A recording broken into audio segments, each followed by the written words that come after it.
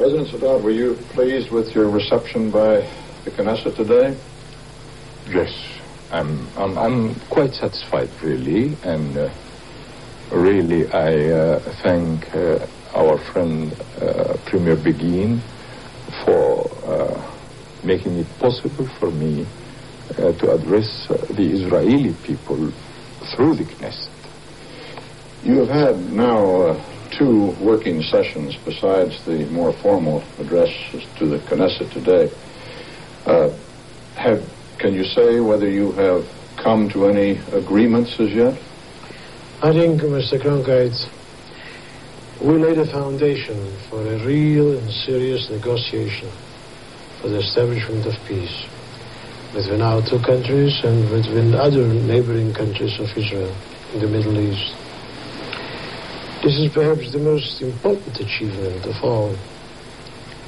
Tomorrow at the press conference we shall read out an agreed communiqué, and you will learn from it that there is a real achievement, first of all, of frankness, understanding, and the resolve to continue our talks and to establish peace, to go to Geneva, negotiate peace treaties, and ultimately sign them with all the neighboring Arab countries, first Egypt, but also all other neighbors. This is the real achievement of this momentous visit by President Sadat. As he was gracious enough to thank me, I would like to express my gratitude to him for his bold, courageous decision to come to us. And as I said just now at the table, that we appreciate very much the courage of his decision. And it made it possible for us to achieve this basic foundation for the establishment of peace. Well, I'm happy because in such a rather short time, I've read in the eyes and the hearts of all I met in the streets and here in the hotel, everywhere. Really, I read achievement in rather a short time, really. I'm not sure I understood. You are going back into a working session now, tonight? The President would like to see me tonight. Yes. After we finish our interview, we shall sit together and talk. This was the wish of the President. I must say he has had a very long day, and I'm sorry that I have to respond to the President. Because he asked me to, I will not refuse him. I can stay for as long as the President wishes. This is just going to be between the 2 of you? Yes.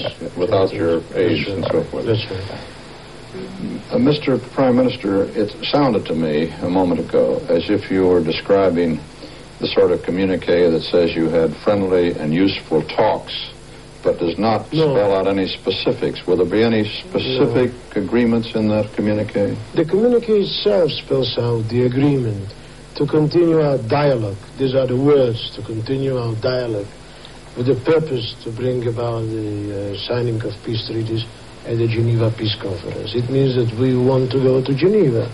It should be properly prepared, and the President does want it. And then there, of course, there will be a negotiation. As you know, in Geneva, it's not a meeting between Egypt and Israel, but it's a meeting with all our neighboring countries. We want all of them in Geneva. And you will hear it tomorrow, but it's a very positive statement. These are not, may I say, just phrases for us to say famous words, constructive talks, etc. They were good talks. We make progress. We understand each other now better. We understand that we should talk peace. We are resolved, as you heard, both the President and myself, not to have any more wars, no more bloodshed. We want peace, real peace, and that per se is a very great achievement. So, this continuing of the dialogue, will you by any chance be visiting Egypt? Here is my potential host. We shall be discussing this tonight. After this meeting, we shall be discussing this.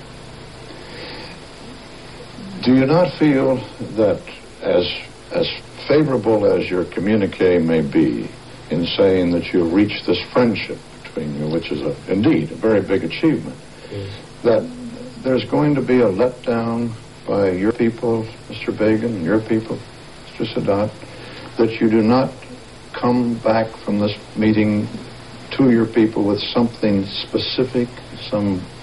No, Mr. Kramer, to the contrary. I think our people are elated.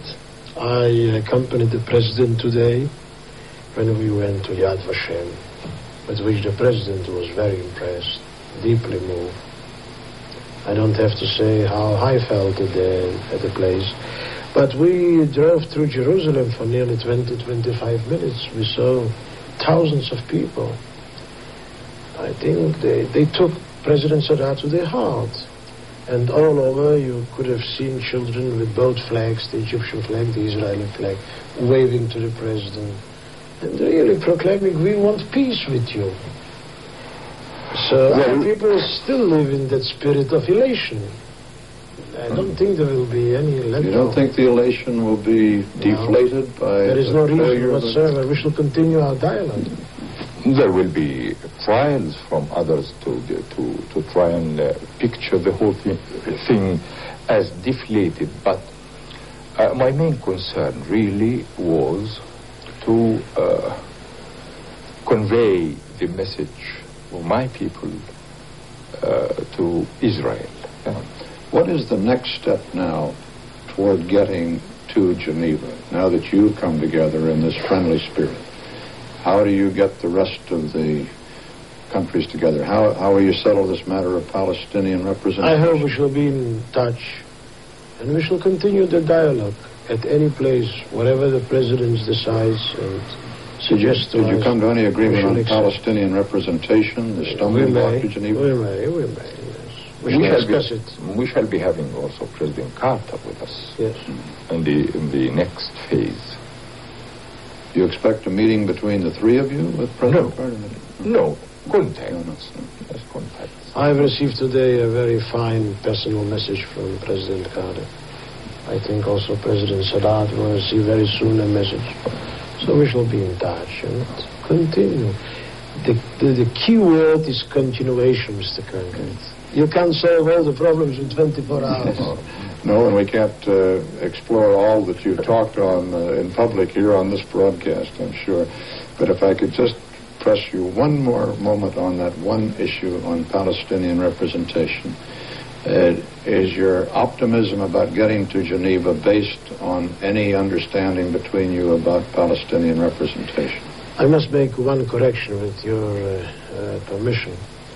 I always have to make it because this problem of terminology may create some misunderstanding. We shall always speak about Palestinian Arabs because Palestine is the country in which there are two nationalities, and we recognize an Arab nationality and a Jewish nationality by law in the identity cards, recognized completely. So we should speak about Palestinian Arabs. We agree that they should be represented at the Geneva Conference. And instead of speaking negatively, who not, may I say that we, I hope, can find a solution, a positive solution about who is going to be there to speak about the Palestinian Arabs. I hope so. We shall discuss it with President Sadat. If we are given a possibility and an opportunity, we would like to discuss it with everybody around. Do you expect a hotline between Cairo and Jerusalem that you can talk back and forth on frequently? I don't think we are hardliners. Ask my wife, she will tell you. I think that's a pleasant note. Thank you. Thank you very much. Oh, Barabah, you know that today to President Sadat, a grandchild was born. May I use this happy occasion to congratulate him? Thank you. What did he celebrate today? A grandchild was born to President Sadat. 8 o'clock in the morning. We raise the glass to the happiness of the child. Are you going to name the child Jerusalem? Or perhaps Beygen? It is a great problem because she is a girl And then my wife would raise hell for everyone if it is not named after her name. And my grandchildren asked me to ask President Sadat to give them his autograph. And the President was gracious to promise me to give autographs for my grandchildren. Thank you very much. Thank you.